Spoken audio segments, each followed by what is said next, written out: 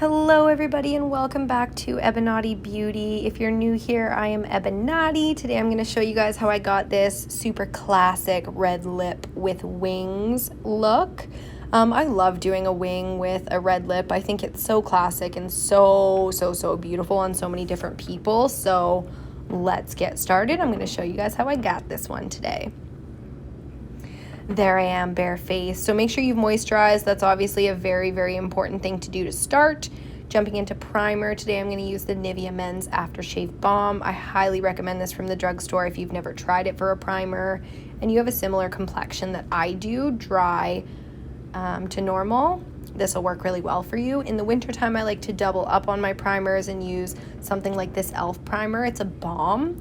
So a hydrating balm that I use under my eyes, my forehead, around my mouth, like my smile lines and things. I also like to put it on my lip, my chin, my nose for a little bit of highlighting. I find that it helps bring a little bit more light to that area. I always press this one in with my fingers.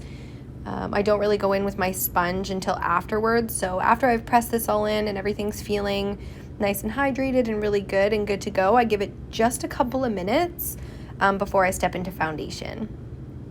So I'm going to mix these two today, the Wet n Wild Photo Focus and the Catrice Liquid Coverage. I almost always call this Caprice, but it is Catrice, okay? And you can get these from the drugstore. In Canada, Wet n Wild, you can get it at Walmart right now, I believe currently, but you can also get it online. So the Wet n Wild's a little bit light for me, so I like to mix in number 30 of the Catrice foundation just to add a little bit more pigment, a little bit more tan back into it. I am going to do full coverage glam when I do red lips and wings. I always do a lot of foundation and really kind of like get a clean slate started. So just taking my Real Technique sponge, I'm going to press all of that in.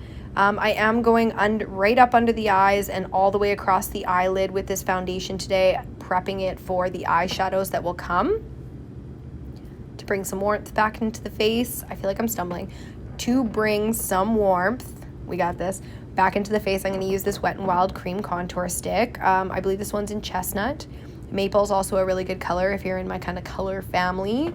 I love these cream contours. They're so good for being able to really work with them. They're very malleable. They kind of heat up with your face and as you work with them. So some cream contour sticks, you got to be really careful because they dry really quickly, so you can't draw them all over your face like this while you blend it in.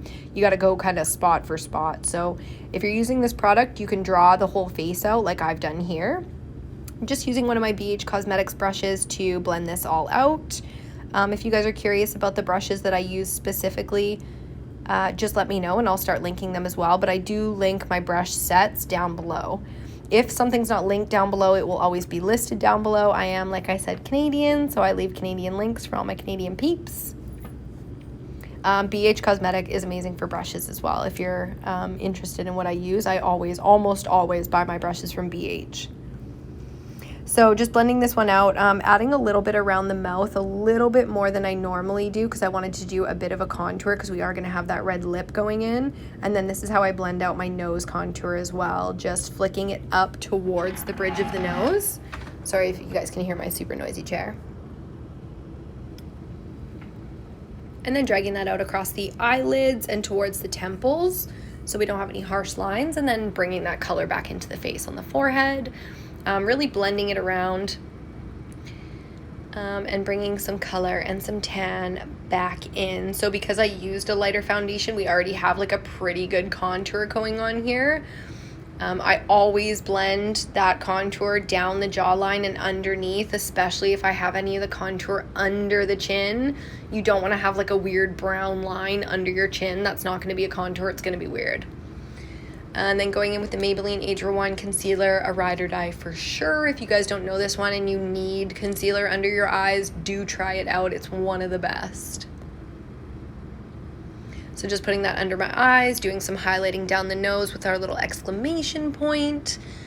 Corners of the eyes, the outer corners of the eyes, I've really been liking a lot of lightness to lift the eye out there lately. And then just taking that sponge and blending everything out. I'm keeping everything really tight when I blend it out, not trying to blend like all the way around or anything, trying to keep that concealer pretty much where it is, especially in those highlighted places like the top of the lip or the nose. And then just blending out under the eye, very important. I like to take this up onto my lid and in the inner corner there where a little bit of darkness likes to hide sometimes. So if you have trouble with dark circles, make sure you're paying attention to where you're blending these concealers out, because like I said, right there in that inner corner, a lot of darkness can hide. If you're Hispanic or Portuguese, Latino, Indian, anything like that, you might have that spot like I do because I'm Portuguese. So just paying attention to that. Again, this is a great concealer to work with. It blends really, really beautifully. Now I'm just going to have a look at everything, use the sponge and make sure that all of it's blended together. And now we're going to bake. So I've been using Makeup Revolution's baking powders for the last little bit, the Banana Light as well as the Lace. Those are the two colors that I've chosen. We're going to use this kabuki brush and bake all the places that we just highlighted. So under the eyes, all the way up until that contour spot on the sides of the nose, just to give that nose a bit of a snatch today. Around the mouth, definitely around underneath the nose, the smile lines, the lips. I put a little bit on my forehead as well. So if you're not familiar with baking or you're, you know, a little bit uncomfortable, I highly, highly, highly, highly, highly recommend you try baking. It seems like excessive because you're putting so much product on, but you can't beat the effect that you get from this. When you blend everything out and wipe it away afterwards, nothing is better. So just making sure that's all pressed in. I'm pressing it relatively lightly, but then pushing a little bit harder as, you know, the powder sinks in a little bit. And I'm going to switch brushes in a second here after I set my eyelids. Again, prepping for eyeshadow. As soon as I'm done this, I'm going to switch to a fluffier brush and I'm going to show you guys how I clean up that contour, that cream contour on the jawline. So using the same Banana Light powder, I'm just going to go from the corner of my mouth right up until my sideburn. So when you're looking at that little flicky thing, the tragus that I have pierced there, I'm going above that. Okay, that's really important. When you take it to your hairline and your ear, take it to the top of your ear. And then from the corner of your mouth, go all the way up until under your cheek. So you can really kind of feel this and get to know your face a little bit as you do this more and more. It's so flattering to cut the jaw like that, so I highly recommend trying that. Now we're going to use that lace powdered big fluffy brush and lightly tap all those powders together on the face before you press and start buffing. So it looks a little crazy like I'm pushing or buffing really hard, but I'm not. I'm using very, very little pressure and I'm tapping this in. Again, I know my face really, really well. I do my makeup a lot, so I've got a good feel for when everything is setting and when I can use a little bit more pressure to buff in circles. So just take your time with this process. Be patient. That's really important because you want your base to be flawless, and these are the things that make the difference, okay? So we're going to bronze up today with this MILANI Bronzer. I have been obsessed with this bronzer lately. If you've never tried the new MILANI Bronzers, I highly recommend it. I was a little hesitant at first because it's got a bit of a cool undertone to it, but when you put it on the face, it's not, you know, because cool tone bronzers are really more used for contouring than they are for being able to bronze up the whole face. You can get a weird ashy kind of texture. This one does not have that effect. It's very warm, but it's also able to contour because of the shade. So I feel like that's a very high-end, high-quality effect to get from a drugstore bronzer. So MILANI right now is killing it. I highly recommend you try out their products. Just doing a nice light bronze today. Nothing crazy, no contour, no chiseling or anything like that. Just putting it all over the face. Same thing with this MILANI blush. I love the rose blushes. I think the shades are absolutely stunning. They perform really, really well, but they're not overly pigmented, so it's not like as soon as you touch your cheek, you already know you put too much on. I scrub my brush into the pot, and I don't get that effect. So it's a safe blush to use. You can build it up if you need to. For the most part, it's perfect. Precious Petals. What can I say about this highlighter? Wet n Wild Precious Petals highlighter. It's a ride or die. I'm new to the product, but it's been on YouTube for forever. It's been a ride or die for so long that people have probably forgotten it's in their collection and how much they love it. The only thing I recommend, and I've said this in every video I've done lately, guys, is when you put this on your cheeks, especially if you have textured cheeks, be very, very careful, because if you don't blend it in properly, it's going to have a really metallic-y sheen. So if someone's standing beside you in direct lighting, they're going to see the metallic-y eyeshadow on your cheek, and that's not cute. So you can load up on this highlighter if you want, but you have to blend, okay? The Morphe palette, I can't remember what this palette's called. I hope the thing hasn't rubbed off on the back so I can put it in the description down below, but it's basically like a warm neutrals palette. I'd be surprised if this wasn't the warm neutrals palette. But it was given to me by a friend, so I legitimately can't remember. Stepping in with a transition shade to start, we're just going to apply this all over the lid. All over the crease from inner corner to outer. And we're just going to consistently get darker and darker here. So starting off with the lighter one, the lightest one, and then moving into a little bit of a darker one here, trying to keep it a little bit more on the outer corner, and then we'll blend it all out. So the darker we get, the tighter the shadow is going to get into the places that we're putting it, okay? With this one, I put it in the outer corner, and then I blend it all the way across. And each time we get darker, we're going to get a little bit smaller with how much we blow this eyeshadow out. So, I mean, I try to leave as much of the clip of me doing eyeshadow in there as I possibly can for you guys, and I double the speed. So I'm moving twice as fast in these videos as I do in real life. So you can imagine how long I'm sitting there blending eyeshadows for, right? It sounds kind of crazy. It seems like a crazy thing to do, but eyeshadow probably takes 15-20 minutes, like, on its own. So if you want the look that I've achieved here, know that when you get into it, okay? You always wonder why your eyeshadow doesn't look good. You're probably not blending it enough. Brushes are also obviously a big thing. But pretty much any quality of eyeshadow, good, bad, really pigmented, not pigmented enough, you can pretty much achieve this look. This is one of the biggest parts here, is taking one of those mid-tones and washing it all the way across the lid. It'll give you a very sort of romantic, dramatic, but nothing grungy, you know? It's not going to weigh down the eye. I can't bring dark shadows all the way in to my inner corner. My eyes are too close together. My face is too narrow. It is not flattering on me. But every once in a while, I'll take one of these mid-tone colors, transition colors, and I'll kind of just smoke out my lid a little bit. This is going to be a completely matte look, except for the inner corner highlight. So it's something I like to do to be a little bit sexier, a little bit more dramatic when I'm not doing any kind of shimmer on the lid. So taking those same colors and just bringing them underneath, it's a big, big trick. If you have any kind of wrinkles under your eyes or texture or anything like that, it's really, really flattering to bring a little bit of contour under the eye as well. So just mixing up some of those same shadows, using a dense fluffy brush. Very important that you wipe away fallout so it doesn't stick to your face. You don't want to do all this highlighting work under your eyes and then forget to, you know, wipe away the fallout and then it sticks and you have like weird brown tones, or I'm about to use black here, so you don't want any weird gray tones under the eyes. That would not be cute. Just going in with this is still a blending brush, but it's flat and fluffy, so it's got a bit of a different shape, so I can keep that V nice and tight because I am using black right now. So a very small amount of eyeshadow on the brush and then keeping it tight and blending it out will give this gray sort of cast. It neutralizes all the eyeshadows. If you like warm tones, you can definitely keep just skip the black step, or at least don't use this black from the Madison Beer palette because it does give a gray cast. That's exactly what I'm going for here, so I'm happy with the look, and then just dragging it under the eyes as well to, again, neutralize those warm tones and then add a bit of definition.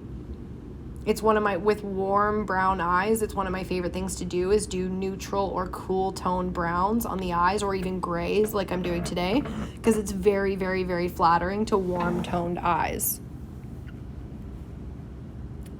Okay, are you ready for it? I'm going to use this NYC Liquid Liner, which I've been using since I was like 13. Not this exact bottle, although it does look like it's been around since I was 13. This isn't the one. So NYC New York Color. I don't know if you can still get this brand or not. If not, the NYX NYX is a really good one. It's not my favorite though, because the NYC might not be accessible to me anymore. I'm going to have to find a new favorite. If you guys have any suggestions for your absolute ride or fucking die liquid liner, drop it down below. I don't want to know the stuff that you used one time and thought was cute. if you have a ride or die, let me know, because I'll actually give it a try, and I am on the hunt for something to replace my NYC. So I'm just trying to show you guys as best as I can how I build the wing, because it is a building process. Some people can do it in a couple of swipes.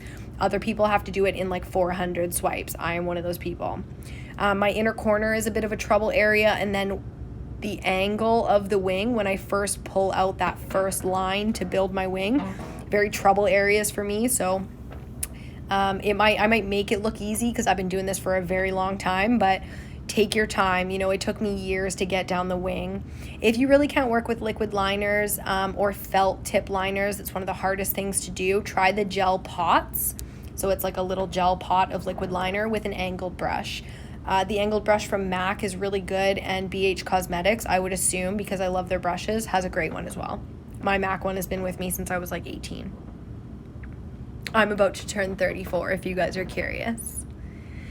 Ride or Die. This is my Ride or Die mascara. I literally don't use any other mascara. I used to use the L'Oreal one with that really skinny brush. I can't remember what it's called, but it's been, I just don't anymore. I don't fuck with L'Oreal that much anymore. This is a new product to me, the Maybelline Tattoo Studio. It's got those, it's one of those new eyebrow pencil things, you know, with the ink, and then it's got the 3 little brush things on it. I don't know. I recommend this one. I'm not a huge brow person, so if you're looking to achieve, you know, brows on fleek, I would go look at another YouTuber, because that's definitely that's not my strong suit, but I do add to my brows every day. The Tattoo Studio has been amazing for me lately, and this Essence Make Me Brow Gel is, I've been using it for, I don't know, at least a couple of years. So we're going to highlight the inner corner now. I'm using this one. I think it's stained glass. Again, it will be listed.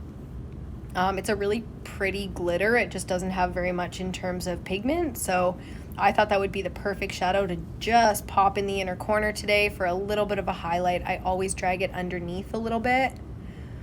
So here we go with the red lip. I'm trying out this Annabelle Lip Liner for the first time. I've always used MAC lip liners. So the Annabelle one, I don't know what it is about blue reds, but they always pull a little bit purple or pink on me. So I was looking for more of a true red with this, but it'll suffice. I'm going to be using for this red lip today a Jeffree Star Cosmetics lipstick. It's one of the liquid lips, so it dries down to be, you know, completely smudge proof, and it doesn't transfer and all that stuff. I highly recommend those liquid lips. This one here is called Dragon's Blood, probably my favorite red of all time. Outside of your classic, I'm a blue red, not a yellow red or warm red person. So this is my favorite red right now, especially for something deep and dramatic. Oh my God, I love it. Which is why I was hoping that lip liner didn't pull like pink or purple, because this one's obviously very like kind of earthy red, a little bit deeper, a little bit more crimson-y, stunning. I love it so much. There's the MAC lip liner, just because it's time now to clean up all those lines. If you have any problem with your the corners of your mouth or your cupid's bow or under your bottom lip or anything like that, take a little bit of concealer on a flat brush and you can clean it up. I didn't need to do that, but I needed to clean it up with my lip liner. So that's kind of the next thing I do, is if I have more problems after the lip liner, then I'll use concealer. But it ended up working out nice for me. So that's it, guys. That's the whole look. Keep practicing your wings. Find your red, okay? If you don't know, go to a makeup store, ask your friend who loves makeup, send me a picture of your face on Instagram, I'll tell you. You know, like, you can outsource if you don't know what your red is, but find your red, especially if you love this look, you've always wanted to do it. Like, every woman who loves the style should at least get the Hollywood Glam wings with a red lip one time. Okay, you can follow me on Instagram, guys, at EBINOTTI Beauty. I am EBINOTTI once again. There's a lot of content out there. I do a lot of styling videos. Expect a styling video coming up here on YouTube very shortly. I've got some Shein denim to show you guys. I'm going to show you guys cardigans. I'm going to do another sweatsuit one. It's winter time. I like to be comfy. So subscribe, stick around if you like it, if you like the content. Thanks so much for being here, guys. I appreciate the support. Drop anything in the comments below. You know, you got something to say, you want to see something from me, drop it down below. Bye!